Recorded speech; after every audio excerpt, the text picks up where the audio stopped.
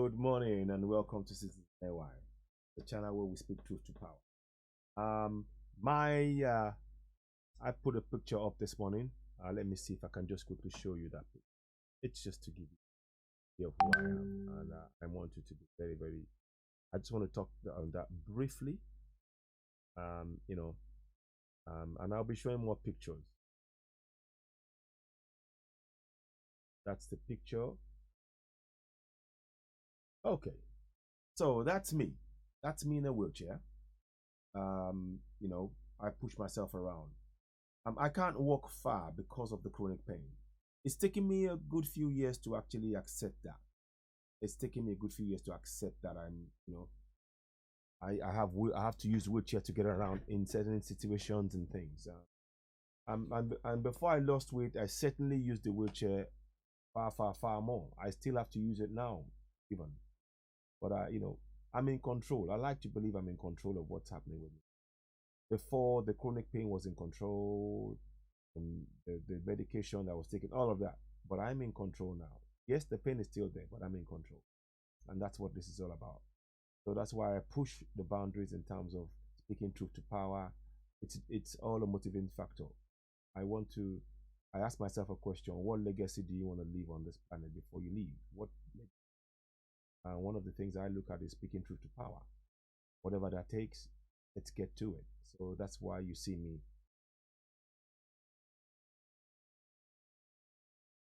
Before, you wouldn't catch me in a wheelchair. If I was in the wheelchair, I wouldn't even let anybody take a picture.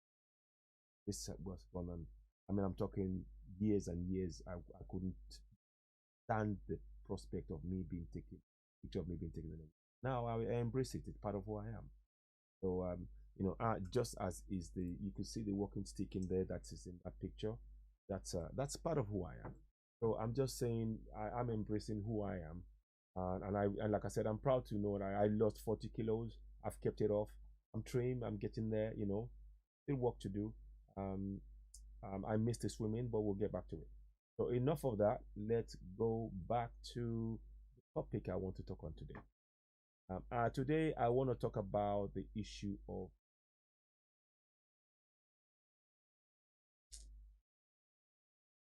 racism. Look, this is how I look at it. I look at racism from this point of view. If you see something, you have to say something. Say that again. If you see something, you have to say something. I'm going to show you 3 videos. I want to talk about that briefly. I don't want to take too long about this.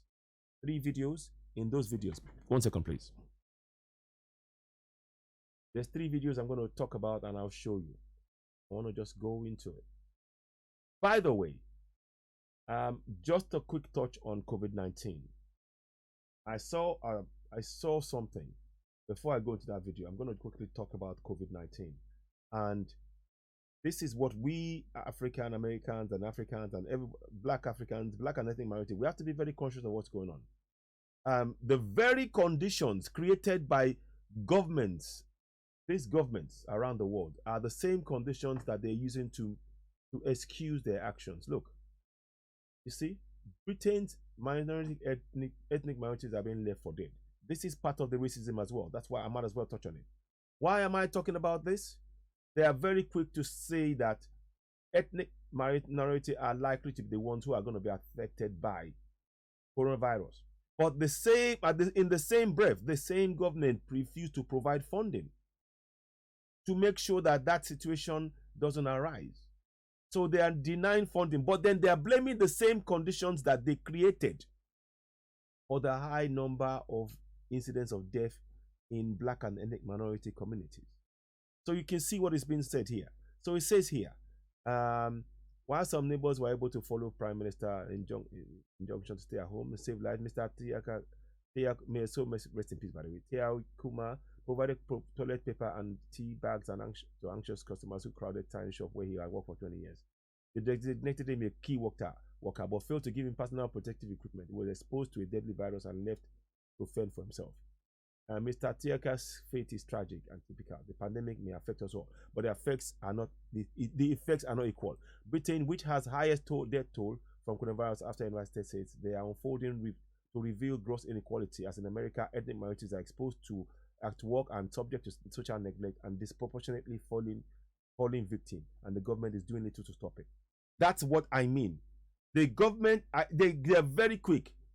It is very likely that they had a report out saying Black and ethnic minority people will be more likely affected by coronavirus because of the conditions. And guess who is responsible for the conditions in which ethnic minorities are placed? The government. This is what we are talking about.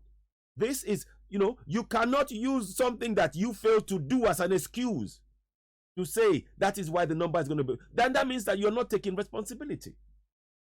I just wanted to state that fact. It is really important we understand what is being said here. And it's got a racist undertone. Not, in fact, it is a bigoted systemic racism. This is evidence of systemic racism. A government is saying, oh, there's going to be high incidence, but then the high incidence among Black and ethnic minorities, but you're failing to provide, to change those conditions, to improve those conditions, to reduce, so as to impact positively the number of deaths. But you'll talk about it. That is systemic racism. I just wanted to bring that in. And you can read the topic. I'll see if I can pin it afterwards onto the broadcast. I mean, this is the kind of thing that we need to be looking at. Right. The next thing I want to go and do. I want to do this quickly. I don't want to stay too long on this. I just want to show you a few things and you can listen to it. I want you to listen. Yesterday, by the way, a British athlete who runs for UK. Let me show you. She runs for the UK. Her name is Bianca Williams. She says she feels obliged to speak out. She and her husband. Let me play you the video. It's best I play you the video. Try not talk it, it's not going to do it justice. It's best I play you the video. Here you go. Watch the video. Watch. You ready? For what? See? Can you see the police now? Wait. He didn't do anything. There you go. They arrested him because of blacked out window. Tinted, normal tinted window. Listen. Can you hear? My son is in the car. No. Can you believe this? This is in 2020. If you see racism, Black people, speak on it. See something, say something. Don't be silent. If you see something, you gotta say something. Don't be silent. The reason being, this is enough. Relax. You see? They're even telling her to relax. The police. Listen, watch. What? Wait.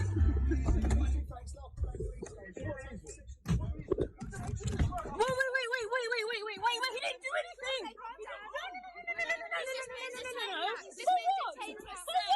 That's why you touched my son. He's in the car. You see? My son is in the car. I don't want you to look after him. My son is in the car. No.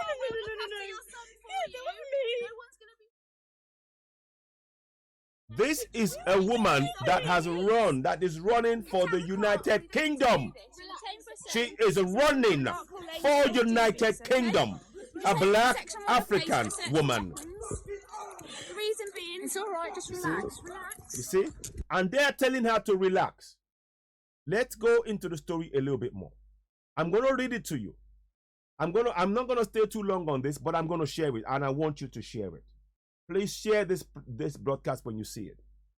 It states here, she was handcuffed. Bianca Williams says she feels obliged to speak out.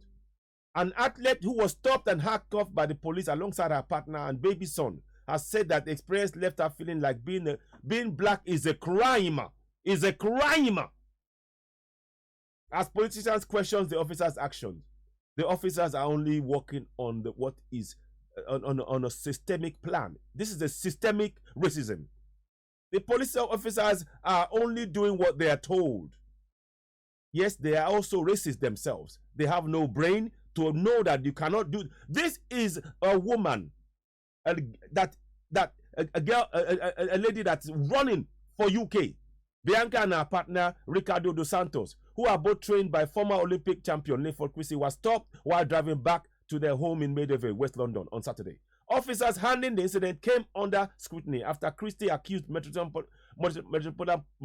Metropolitan Police of institutional racism and posted the couple, couple being forced out of the car in the video. Williams, who is obviously distressed, says repeatedly, "My son is in the car."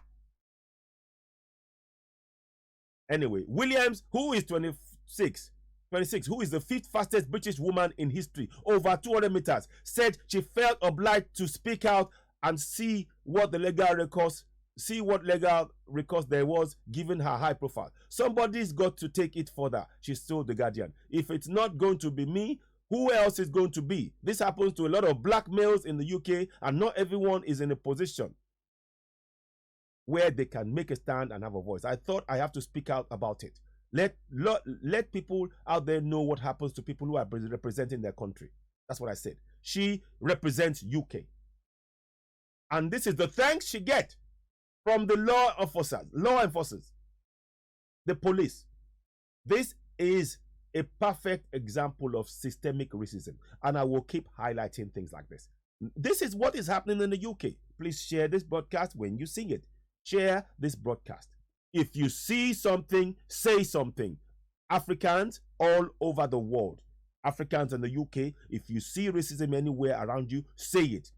We are living daily with psychological impact of racism in each and every one of our lives, rich or poor, whatever you want to call it. Let me say that slowly.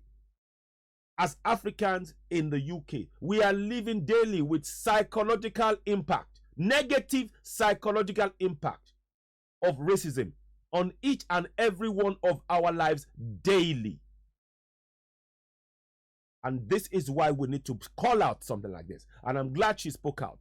She runs for the UK. She runs. Look, there she is running for the UK. There she is running for the UK. And the police, they said it was down to the blacked out screen. Let me go on to do that, let me look at this now. I'm going to read something. I don't want to read all of it. I just want to show you. You can read this all again. It's on my personal page, and also I'll post it on. I think I've posted it on CitizenAY. Read it up. What I want to do is, I just want to read a line that the police, this is their user line. The line, the police will say, "Oh, let me see. Yeah, she said, I'm still Bianca Williams, and I'm still going to compete for the GP and hopefully make the Olympic team next year. I'm still going to continue to do what I'm doing. I just hope that the more people don't experience what I've experienced, because it's horrible and I wouldn't wish it upon anyone." So said, they said the police said the Met released an updated statement saying the couple were both handcuffed due to the officers' views as the manner in which the vehicle was being driven. That the vehicle was attempting to evade police, and due to the driver refusing to leave his vehicle. The commander of Central West, Helen Harper, said the director revisited the officers' body worn nonsense. I'm not interested. Nonsense. This is I'm not interested. The police. It's just an excuse. It's an excuse. I want to read something to you where they said, I want to read the bit where it says, they were saying that they were driving around in blacked out screen, blacked out windows. That was not the case. From what the couple was saying, the car was just bought from, given their status, they bought that car from Mercedes, brand new. And for them to, let me see. Williams said the Met statement had left her confused, as she said the car had not been on the wrong side of the road, which was wide enough only for a single car. While the rear windows were tinted, they had come like that from Mercedes and were not illegal. So you can see this is systemic. They've got a plan in place. This is a systemic racism that we're looking at. If you see something, say something. Black people, if you see something, say something. Say something. Don't be silent. I'm going to move on again. Good on Williams. I'm going to show you one more. One really harrowing case. I'm going to listen to it. I want you to listen to this one. Let's see. How am I going to do this? I'm going to go out of here and I'll come back into it this way. We need to speak on this. We cannot be silent anymore. No. We're not doing that. No. We're not. This is not the 1970s. We are going to speak up, speak truth to power. No. You're not going to come and do this and think it's okay. No. It is not okay. It is unacceptable. And you cannot tell me if you are going to use as an excuse the very thing that you created, then you need to take responsibility. Just wanted to share something. Listen to this. Because this is Leona Lewis. The next one you will hear is Leona Lewis. You will hear Leona Lewis talk about racism and how it impacted her. Here we go. Listen to this now. Listen. Hi everyone. Just wanted to share something.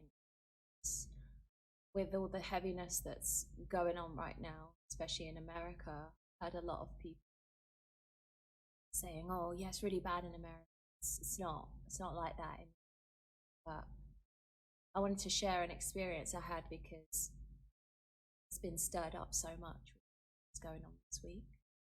A few years ago, me and my dad were on a high street in London, somewhere in Chelsea. And at the time, my management company, I think it was, so walking around the area, just had a meeting. Just bought a place and I wanted to get some like bits and pieces for it. Saw this cute little shop that we went into and looking around, and there were other customers in there at the time, but all of the customers were white. Listen, exactly. So listen, keep following. I'm just go 1 second, please. Usually do in the store, and I started to notice that the lady store owner was kind of hovering around, her vibe was just off. And eventually, she came up to Dad and I, and said, "You need to put that down. You need to put that stuff down. You're not allowed to touch it." Dad were just confused. We looked around because every other person was picking stuff up, looking at it, and I immediately knew what was happening, and I said to her, "Well, why? Everyone else is picking up stuff. Why do we have to put stuff down?" And just looking at it, I'm going to probably just buy listen. it. Sickening. She's like, "No, you just need to put it down now." Can you hear? And she became systemic really racism. with us. Systemic racism. Now I could see people in the store. Like I said, it was a lot of white people. And they were looking and kind of like whispering under their breaths, and they started leaving the store. Listen, they were leaving. I became confrontational because obviously it sparked like this. Of course, who wouldn't be upset? Who wouldn't be upset when this is going on? This is Leona Lewis, who won the X Factor. And you didn't know. But even putting that to one side, why put a human being through that? That's the question. Oh, I didn't know. Doesn't matter. Doesn't matter. Nonsense. Listen. Targeted. And I started saying, "No, I'm not putting it down. Like I'm gonna buy it. Why are you targeting us?" And again, it became confrontational. So everyone in the store by that time was leaving and had left. Just kind of disgusted and left.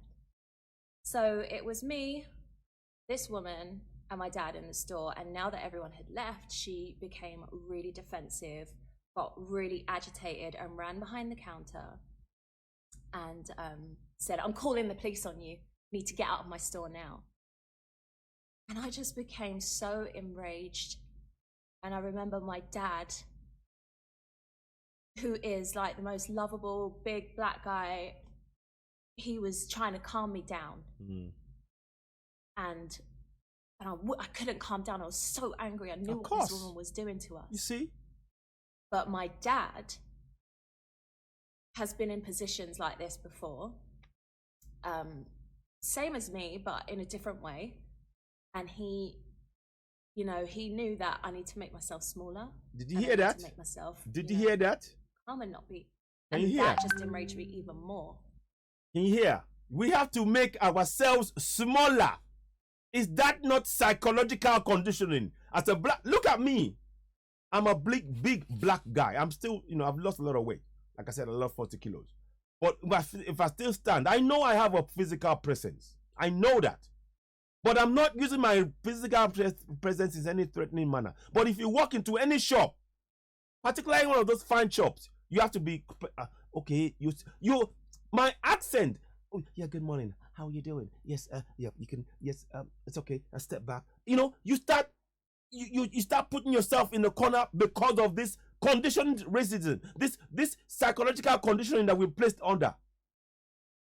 Listen on. Anyway, he managed to get me to leave the store, and I left, and I sat in the car.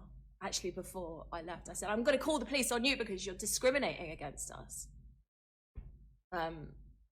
Anyway, I left, and I sat in the car that was parked around the corner from the store, and sat in there, and I just sobbed. I absolutely sobbed. My dad came out, and he grabbed something from the car, and then he went to the store, and I was like, what is he? He grabbed a CD. What's he doing? My CD, my music CD. He went back into the store, and he came out like 5 minutes later, and there was a knock on the window. I was like hyperventilating. I was so angry. The woman was in the car, at the side of the car, and she, so sorry, so sorry. I didn't know who. Did you hear that? Did you hear? I'm so sorry. I didn't know who you are. Why should who she is matter? Why should who she is matter? When you're a black person, it's only okay for you to get about your business if you're a star, famous star. So, but if you're a black person who's normal, oh no. They have the right to interrupt your life, to make your life hell. Nah, we're not accepting it. It is terribly wrong. If you see something, say something. If you see something, say something. If you see racism, don't walk by. Speak on it. Shout it out. Expose it. If you see racism, expose it. If you see racism, expose it. My heart kind of sank. And obviously, you know, I won the biggest show in the UK like earlier. So she didn't recognize me because I'm just in my normal clothes, like whatever, my normal clothes, just doing my thing, and she didn't recognize. And I confronted her and said, "You're racist. You're a racist. You targeted me and my dad. You wanted to throw us out of the store because of our color. Like, you're racist." And she was kind of in denial. She was kind of like, I could just see her spinning. She was very like, no, I'm not. I just got scared, you know, and I thought you were going to take something. And I'm like, that is the conditioning that we have. That is racism. Like, this conditioning that we were going to take something, black people, oh, they're going to steal something, or there's something to be scared of, or thank you, people with darker skin tones are, you know, not, they're going to do something bad. You know, it's this conditioning that we have. Thank you. The conditioning. So that's what I mean. This is systemic racism that programs us to do. We are conditioned really to even accept, to see ourselves as, oh, we're dangerous. It's a big problem. And, you know, I just wish that the people in the store, that the white people in the store that all left, they left out of disgust because they knew something. They knew it was wrong, and they left, but they didn't say anything. And because they didn't say anything, the situation escalated. So we were left on our own with this woman in the store who became more agitated and felt like people were leaving because my dad and I were disrupting the peace. No, they were leaving because they were disgusted at this woman's behavior, but they didn't say anything. There you go. You need to, that's why I said, when you see something, say something. See something, say something. Or not saying anything. Like, you're the people that left. You just left. You kind of, oh, it's disgusting, but it's going to disrupt my day too much to really get involved and really stand by their side and say, hey, what are you doing? Why are you targeting them? this is wrong. So when I see messaging of, you know, don't stay silent, say something, say something. Yes.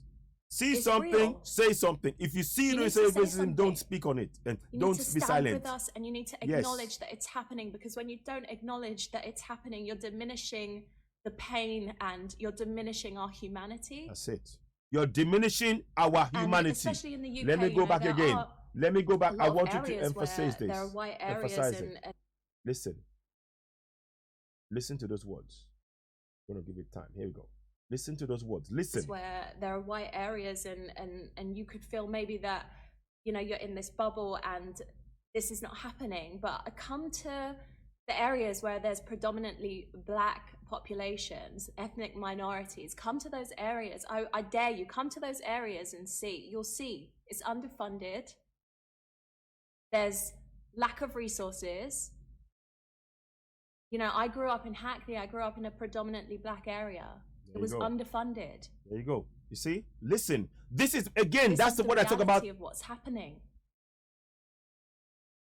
I talked about the fact that the COVID-19, the government says the likelihood of black people that are going to be, the more black people are more likely to be affected by COVID-19 because of the conditions in which they live in.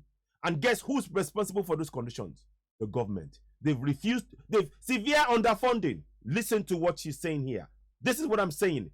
Systemic racism. Listen. And, you know, it's sometimes, for me, that's why my refuge is music. And I'm a singer, I'm a musician, and that's my refuge, always. And sometimes I feel like maybe I can't articulate myself properly when I'm just talking. But obviously in this circumstance, I have to speak about it. And I hope it's coming across how I need it to come across. Because I'm just in pain and I'm tired and I'm sick of it.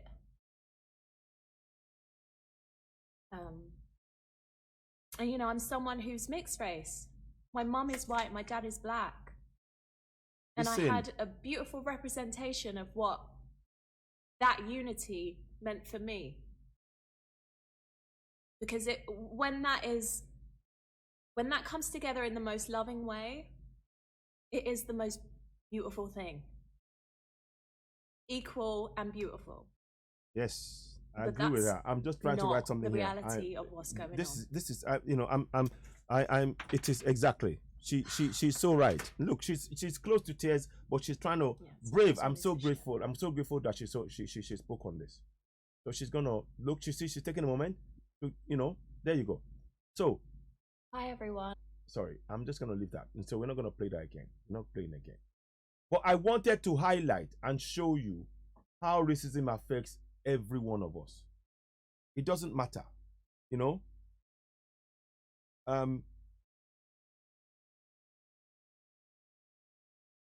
For me, systemic racism must be confronted. Must be confronted. I'm just writing this because I'm actually really, you know, I will be sharing this video in the next few minutes. But I want to make sure that people of ethnic minorities, we do not feel, oh, I have to accept it. We cannot accept this. We cannot. Like I said, I've given you two instances now. Orona, Bianca Williams, and now Leona Lewis, you know, whereby they have both been racially abused, and all the government can do is, we didn't know, or you know, a useless, unacceptable excuse. That's why I'm saying, when you see something, say something. Don't accept it. Do not accept the racism. Do not. Under any circumstances must you accept that racism. You mustn't. You simply cannot.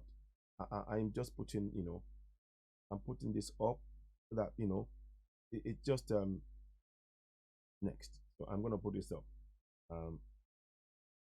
I'm just writing something down. So there's one more final video which is quite painful, and I want you to prepare yourself. Prepare yourself, because I think it'll be difficult to remain calm. I'll remain, you know, when you see the video. I'm gonna play that to you. And I just want to look, we need to start doing things about this. You can play your part. I'm doing my part. Don't be silent. Don't accept this injustice. Don't accept it. Don't accept it at all. It's not, we should not. Listen to this. This is a lady called Brittany Payton in America. Listen to what she went through. I'm trying to tell you. There we go. Her name's Brittany Payton in America. Listen to her own story. So the reason I'm showing you this, people will say, oh, it's not as bad as in America. It's the same thing. Racism is racism. Whether subtle, whether real, it is racism. And it is systemic. And we need to confront it. Listen. So, I haven't posted anything in a couple of days. And I think a lot of it is just because it's just been so sad to see what is happening in this country right now, what's happening in our city right now. You know, a city that I was born and raised in and that I absolutely love. And what prompted me to actually pull this out, because something just happened to me that wasn't sure if I was going to say anything. I actually called my brother and I told him about what happened. And he said, no, B, you have to say something. Because people just need to know exactly what it's like. Listen to what she's saying now. She's already crying because and it's real. It is real. It is. I went to the store. I haven't left my house in days. And I went to Walgreens to just get some sinus medicine because my allergies are bad and things aren't feeling that great. And we're out at the house. So my mom, who's been staying with us, decided to drive with me. It was nice to just get out. It's a beautiful day outside. So we're at the drive-thru at the Walgreens, which is in my neighborhood. And I'm sitting there and I gave them my ID and my driver's license to get the medicine. I signed the form and we're just waiting because, you know, it's busy. The pharmacists are busy. And there happens to be a car that was behind us.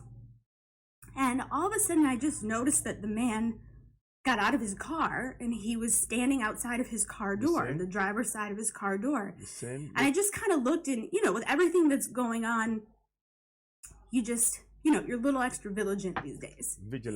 And he happened to be a white man, probably in his 50s. He's reduced to tears already. 40s, 50s, maybe something like that. And he started just staring. Then he started clapping his hands like, come on already, like get moving, come on. And I just thought that was kind of odd, but I'm like, all right, well maybe he's just impatient today. You know, there's a lot going on. And then goes to the back of his trunk and he opens his trunk. So again, I'm just watching because being extra vigilant these days. And he's rummaging around in his trunk and he pulls out a watermelon. And he holds his watermelon up from behind the car and looks at me in my window. And I'm wondering, really? Is this supposed to mean something? You know, there's a lot of negative connotations when it comes to African Americans and watermelon, but I just kind of sat there again. Closes his trunk, comes back around, and then he starts cooing at me. He starts cooing like a monkey to my window from his car. And then I knew everything that he was doing and the reason why. And obviously it was because of the color of my skin. Hear that? Color of our skin. And it's just... Doesn't and matter. it's not the first racist thing that's ever happened to me. I'm 35 years old. There's been many a times in my life that I've had to deal with racism. But just today, with everything, I don't know, something just broke. Because it's ridiculous. Exactly. That people have to put up with this all the time. Every single time. Day, and you just deal with it. You deal with it and you go. And it happens everywhere. We just have to be better. It's people like that man who is behind me in my car. That is the reason things are going on today. Exactly. It's people like that, the reason that there's a problem. If you see racism, say something. We just have to be. As Africans, we can't be. If you're silent, then you are complicit. Sorry to say this. Your silence will be seen as being complicit. And those of the Europeans who see this, who know this is wrong, your silence is also saying you agree and you support racism going on. Don't be silent. If we all speak up about it and confront it, we will put an end to racism. We need to speak up about it. Be better.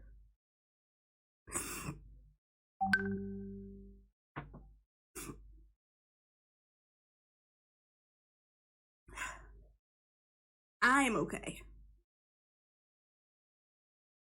But I just wanted to share this story because it's 2020. You exactly read this in stuff 2020 it always happens. It does. If you see racism, expose it. I'm Don't be hoping that silent. things will Your change. silence will be seen as Hoping that accepting the period of time that racism. we are right now, Whether you're and white or seeing you're black. so many people, If you're white, so you're many saying different you races support those and racists. ages coming If you're together black, it means that to you're stand up and self-hating. say something and say, you know what, Don't this be silent. is not okay. Speak up. We, Speak up. as a country, as a people, Don't be are silent. not going to Speak take up. this anymore. Yes. We want to be better. And I pray that for my kids, for my girls, for my family, who I worry about every day, being mixed race kids, having an extra stigma on them, I worry about them all the time. Wanting to make sure that they feel okay, that they don't feel uncomfortable, making sure they're in environments where they'll fit in, where they're not going to feel like the outsiders or the outcasts, because I understand how that is. Exactly. I just pray to God that things will change. Well, it's only Maybe us. this incident, It's going to need a little more than prayer, I'm afraid. My sister, Brittany Payton, I believe that's her name. I'm sorry. It's going to need more than prayers. We're going to have to put in the work, and that work means that we see racism, we speak on it, we expose it, we expose this systemic racism. It's only when we confront those racists, those bigots head on, that in 2020 we're not going to accept this anymore. We are not the generations of our grandparents or our parents. We will speak up. Our children will even do more. Our children will not accept this, and we are showing them the way that we are not prepared to accept this racism. And don't anybody dare tell me, oh, I'm okay, you're fine, nobody will touch you. Racism impacts you, rich or poor. You just saw what happened to Leona Lewis, and she's one of the biggest names in the planet. So don't you dare come and tell me, oh, that you're fine where you are. Don't you dare. You don't own that right. You don't earn that right. What I want from everyone, if you see racism and you're a white person, speak on it, expose it. Don't be silent, because if you're silent, you're complicit, and it means you are enjoying that racism to suppress and oppress other people. You need to speak up on it. It's your responsibility to speak up. And as for us black people, if we're silent, then we are complicit in our own ill treatment. And that is self-hate. We need to expose it. We need to confront it. We have to confront it. I wanted to state this. Let me just see. I'll let her finish. Then I'll part of what has happened in these past few weeks, and with Ahmaud Arbery and with George Floyd and with Breonna Taylor, that people have had enough and are going to come together and make a change, because we deserve it. We all deserve it. Everyone. So anyway, I'm going to move away from that. I'll move away from that. The reason I'm playing this thing to you, and please, when you get this video, share it. If you see something, say something. If you see something, you got to say something. If you see something, you have to say something. Don't be silent in the face of this racism. We must shame it. We must expose it. We must confront it. Because the racism is systemic. I'm telling you, in the COVID-19 report, it stated that the likelihood of the people that will be impacted by this COVID-19 are going to be black people. And the number of people, black people living in Terrible conditions. Black people are high in that number, in percentage in that number. And that's because the government failed to invest and improve those areas to reduce the likelihood of them being impacted negatively by any disease, such as COVID-19.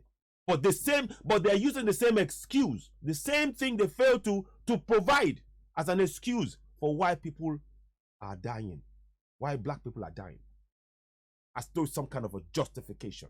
So when I hear them say that, it just sickens me to the core. That is systemic racism. That is systemic racism. If you see something, say something. I'm not going to say more than this because I'm really steamed up about this. But you need to speak up. You have a voice, use it. I'm not talking about violence. I'm talking about standing up and saying, we say no to racism. We say no to systemic racism. And if you see something as a black man, do not engage in accepting what is tantamount to self-hate. If you're a black man or black woman, and if you're a white person, do not be part of that system. Expose it, confront it, bring it down. That's all I wanted to say about this. If you see something, say something. Expose racism. Thank you. Bye-bye.